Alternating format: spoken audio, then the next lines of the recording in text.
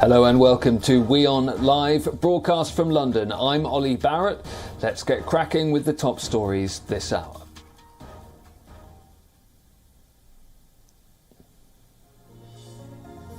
The Kremlin says there is room to continue with dialogue with the United States, but insists Russia's main security demands have not been taken into account by Washington.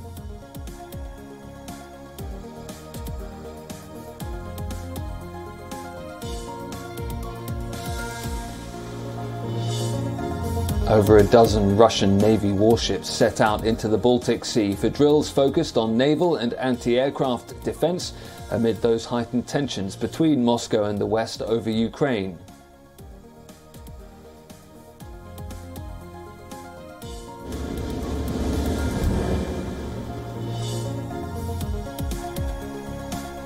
North Korea fires 2 suspected ballistic missiles, the 6th weapons test this month, in a rejection of Washington's offer of talks on its nuclear program.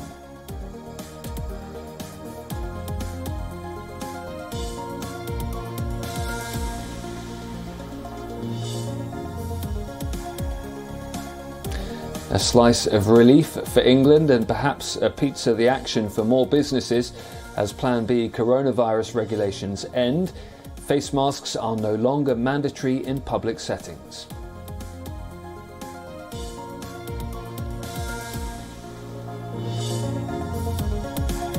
India's Tata Group takes control of the state-run carrier Air India, finalising a $2.4 billion deal to regain ownership of the airline after nearly 70 years.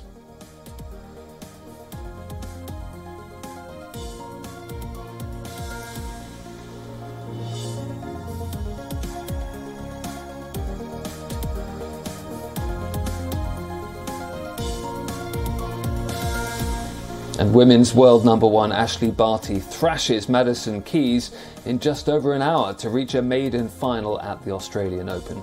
Barty is bidding to become the first Australian to win a singles title since 1978.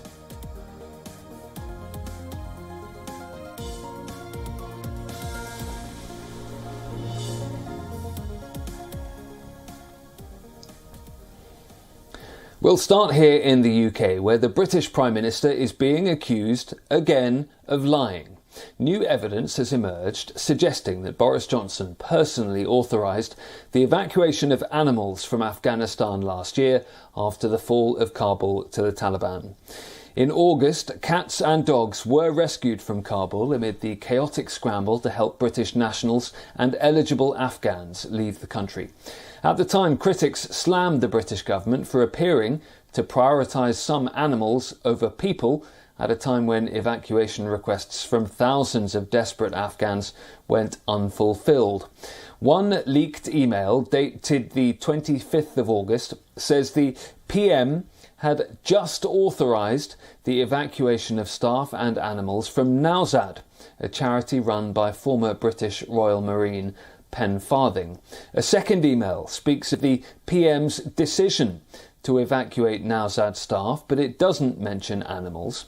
Nowzad's founder, Pen Farthing, was rescued from Afghanistan with the organisation's staff and their immediate families, along with 94 dogs and 68 cats. Downing Street continues to insist the Prime Minister did not, in fact, intervene to evacuate animals. That is being backed up by his Defence Secretary Ben Wallace, who also says it never happened in that way. Opposition parties say the evidence contradicts those claims from Boris Johnson that he didn't get involved. No, that's complete nonsense.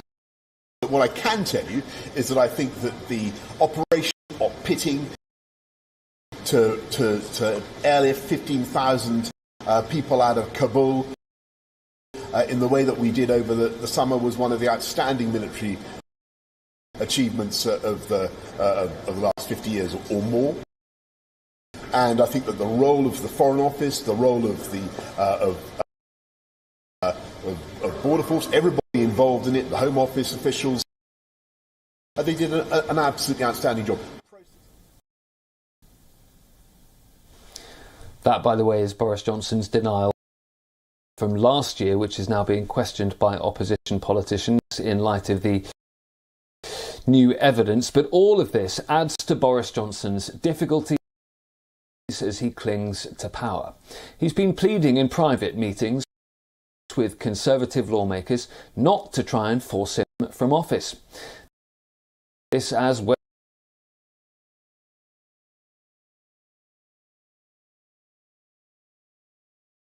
Sue Gray report does come out, a number of Tory MPs will try to trigger a confidence vote in their leader. Minister's most loyal supporter whipping operation to try and bring wavering MPs back on his side.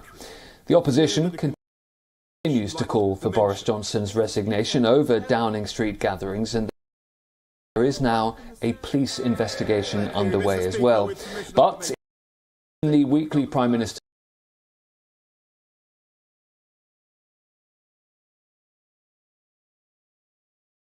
to go. Of our whole United Kingdom. This won't be paid for. The Ministerial Code says that ministers who knowingly mislead. Prime Minister. But let me tell the House that I think he's inviting a question, an investigation, which, as you know, Mr. Speaker, I can't comment on which he, as a lawyer, Mr. Speaker, will no comment on. So, since he acknowledges the Ministerial Code, will he now resign? Next to the Ukraine crisis and the United States, Russia's demand to bar Ukraine from joining NATO, and offering what it calls a new diplomatic path. Today, Ambassador in response in Moscow. Secretary of State Antony Blinken said the U.S. delivered written replies to sweeping Russians seeking to avoid a conflict at the Ukrainian border that said could be the biggest since World War II. All told, it sets out a serious path forward should Russia choose it. Blinken said that while the document offers areas where the two countries may find common ground, the U.S. would not concede to Russia's request that Ukraine be blocked from joining the NATO alliance. NATO's door is open, remains open, and that is our commitment. Whether Russian President Vladimir Putin is prepared to accept the U.S.'s proposals will determine the next phase of the crisis, in which Moscow has massed around 100,000 troops near the border with Ukraine while denying it plans to invade. Russia staged new military drills on land and on the Black Sea and moved more paratroopers and fighter jets to Belarus, north of Ukraine, for what it describes as joint exercises there next month. Ukraine said Russia was trying to sow panic. Ukraine's foreign minister said Moscow had not yet massed sufficient forces for a large-scale offensive, but that did not mean it could not do so later. Earlier on Wednesday, responding to comments by U.S. President Joe Biden that he would consider imposing sanctions personally on Putin, Russia said such a move would not hurt the Kremlin leader, but would be potentially destructive. When asked, Blinken confirmed that personal sanctions on Putin, though a rare step, were an option. When it comes to sanctions, I think, as you heard the president say, everything is on the table. Blinken said he expects to speak with Russian Foreign Minister Sergei Lavrov about the document in the coming days to discuss next steps. Right now, the document is with them, and the ball is in their court. Whether they choose the path of diplomacy and dialogue, whether they decide to renew aggression against Ukraine, we're prepared either way. Thank you. Tropical storm Anna hit East Africa this week and caused flooding and mudslides in Mozambique. The death toll's risen to at least 12. Officials are still assessing the full impact of the storm. The road out of Chikwawa in southern Malawi is now broken. The bridge just one casualty of Tropical Storm Anna, which has also destroyed homes and taken lives. It's swept through southern Africa since making landfall in Mozambique on Monday. Authorities in Mozambique and Malawi say at least 12 people have died, though officials and aid agencies are still assessing the full impact. 3 of those deaths were in Chikwawa. Noria Kananji is a resident. At first we experienced a heavy storm that took away the roof. 4 houses around here were destroyed. And this cyclone has done big damage. All my property has been destroyed. In Mozambique, the National Institute for Management and Disaster Risk Reduction said more than 20,000 people have been affected. 3,000 homes partially destroyed and 600 totally destroyed, it said, along with several health centres and dozens of classrooms. Southern African countries have been repeatedly hit by severe storms and cyclones in recent years, destroying infrastructure and displacing large numbers of people. Experts say the storms have become stronger as waters have warmed due to climate change, while rising sea levels have made low-lying coastal areas vulnerable. Prince Andrew has asked for trial by jury in the United States District Court in Manhattan. He continues to deny that he committed sexual assault against Virginia Giuffre over 2 decades ago. Britain's Prince Andrew wants a trial by jury. The British royal Wednesday responded to a lawsuit brought by Virginia Giuffre, accusing Andrew of sexually abusing her more than 2 decades ago when she was 17 and being trafficked by the late financier Jeffrey Epstein. In a filing with the U.S. District Court in Manhattan, Andrew denied Giuffre's claim that he committed sexual assault and battery upon her, and asked for a U.S. jury to hear the case. Andrew's ties to Epstein, who killed himself in a Manhattan jail cell in 2019 while awaiting trial on sex abuse charges, have undermined his reputation with the public and standing in Britain's royal family. Earlier this month, the family removed Andrew's military links and military patronages, and said the second son of Queen Elizabeth would no longer be known as His Royal Highness. The prince's lawyers had previously called Giuffre's lawsuit baseless, and accused her of seeking another payday after Giuffre received $500,000 in a 2009 civil settlement with Epstein. U.S. District Judge Lewis Kaplan has said a trial could begin between September and December 2022. North Korea has fired another unidentified projectile towards waters off its east coast. That makes the 6th missile test in a month. Supreme Leader Kim Jong-un continues to flex the country's military muscles and ignore, it seems, Washington's offer of peace talks. South Korea's Joint Chiefs of Staff say they detected the launch of 2 ballistic missiles on the east coast of North Korea. The suspected missiles likely landed outside Japan's exclusive economic zone.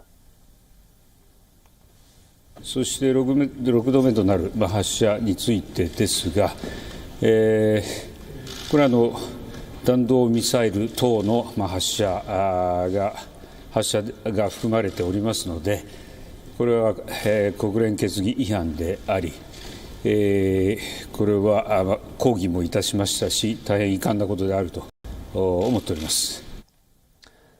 Well, the US State Department has condemned the latest launch, saying it's a violation of United Nations Security Council resolutions. The last time North Korea tested this many weapons in a single month was back in 2019, when high-profile negotiations between Kim Jong-un, Donald Trump and the United Nations had collapsed. North Korea, earlier this month, indicated it would strengthen its defences and consider resuming its nuclear and long-range weapons testing.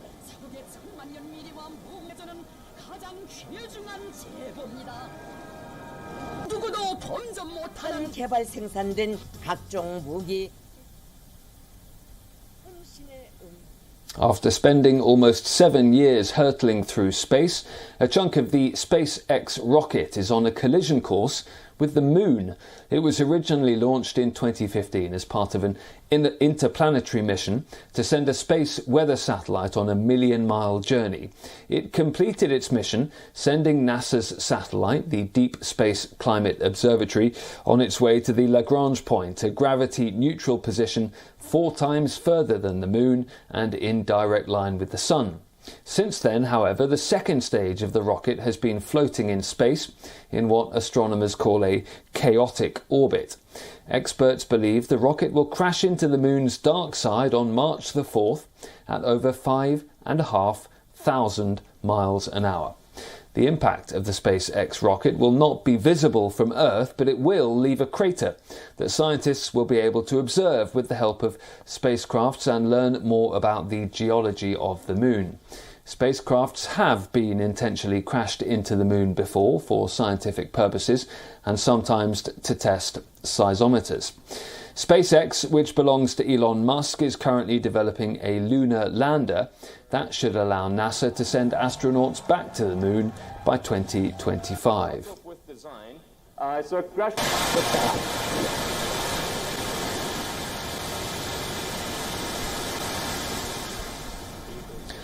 Next to East Africa, where Uganda is planning to curb its borrowing and boost exports in sectors such as meat and dairy, as it lifts restrictions put in place because of the coronavirus pandemic. This follows reduced Chinese lending to the continent and the looming expiration of international aid. At his private farm, Uganda's President Yoweri Museveni is admiring his herd. And it's cattle that forms part of how he wants the East African country to grow as it recovers from the global health crisis. He says he wants to expand the meat, dairy and leather trades and add value to other agricultural exports such as coffee. We don't import milk, we don't import beef. We have now built a leather industry for the shoes. So it's really a big form of wealth. The East African nation, which imposed some of the continent's toughest lockdown restrictions, began lifting those measures, including opening schools, at the start of the year. But now international programs designed to offer relief to indebted countries are starting to expire. That's also against the backdrop of several years of reduced Chinese lending to the continent. Uganda can do much better without borrowing, in my opinion. Museveni, who's been widely accused by opposition critics and rights campaigners of using security forces to suppress opposition to his rule, says Uganda wants to reduce borrowing. Total public debt was $19.5 billion by June 2021, up 27.4% from $15.3 billion a year before. Around $12.4 billion of that is external debt. I don't think it is good Christianity or even good economics to impoverish your customer. Museveni reiterated that he would like richer nations to cancel debts from African countries who are economically recovering. But by cancelling this debt to those people, that money will be spent here, the money we are paying them now, and once the Ugandans have money in their pocket, they will buy more products. Some of the products are from those countries. Museveni said the economy has been growing by roughly 4%, and that's without areas like tourism amid the health crisis. He said now that elements like transport and hotels are opening up, he expects the economy will resume fast growth. As the Omicron-driven COVID wave continues to sweep parts of the world, there is new data on its spread among children. Over 1.1 million American children tested positive during the week ending January the 20th. That's nearly 17% higher than the previous week's figures. This is partly because of low vaccination rates among children, with those aged 5 and younger not eligible for vaccine doses. Infection rates have been surging ever since the Omicron variant became the dominant strain in the United States. Average COVID-related deaths in the US have also reached their highest levels since last year, with a new 7-day average of 2,191 fatalities per day, which was registered last week. That's an increase of some 1,000 deaths compared to November figures. But research from several parts of the world showed the Omicron strain to be less lethal and cause fewer hospitalizations than previous waves.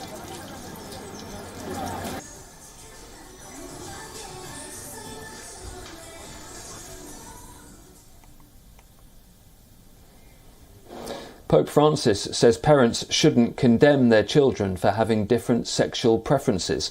It's a latest gesture being interpreted by some as an attempt at outreach to the LGBTQ community, which has previously felt stigmatized by the Catholic Church's hierarchy. Pope Francis said Wednesday that parents orientations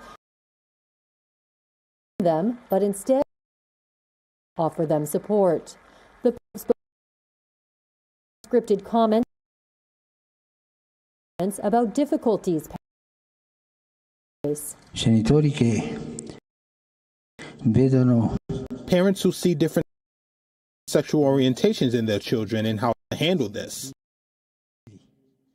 how to accompany their children and not hide behind an attitude of condemnation. Said that gay people have a right to be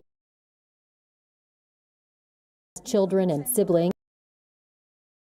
He has also said that the church cannot same-sex marriage. He said it can support civil aimed at giving gay partners rights. Last year, however, the Vatican's doctrinal office issued a document Catholic priests cannot bless same-sex unions, a ruling that greatly disappointed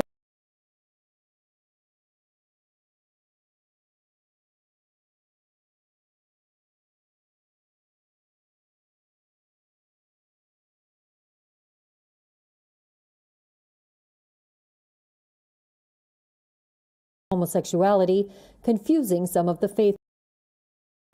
Last month, a Vatican Department of to the entire LGBT community for removing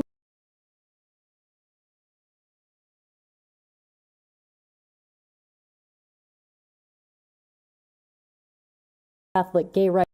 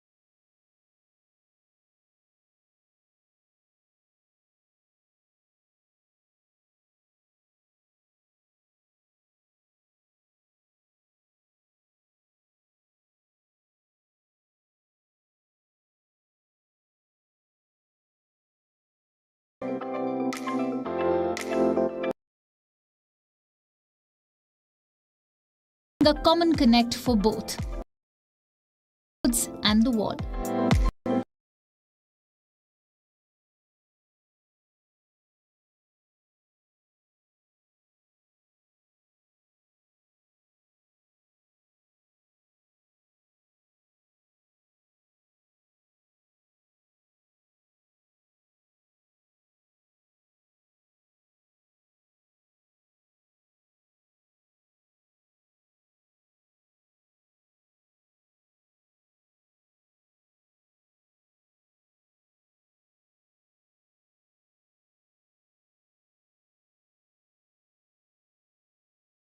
doing 3,600 square feet of work, all by hand. As for Dio, collaborating with smaller artisans is international recognition of the humble craftsmanship. This, when livelihoods associated with the fashion industry have also been hit hard by the pandemic. Bureau Report, WION World is One.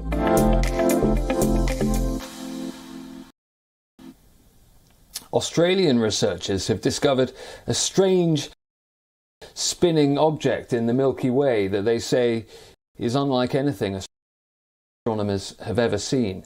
The International Centre for Radio Astronomy Research has created a video graphic explaining this so-called Milky Way object. We'll leave you with their theory. Thanks very much for watching. Many neutron stars have strong magnetic fields, and as they spin, they produce radio emission. As the radio beams pass over the Earth, we see them appearing to switch on and off, like a lighthouse. We call this a pulsar. The Murchison Wide Field Array is a low-frequency radio telescope that we're using to explore the sky. We recently discovered a new source repeating much more slowly than a normal pulsar.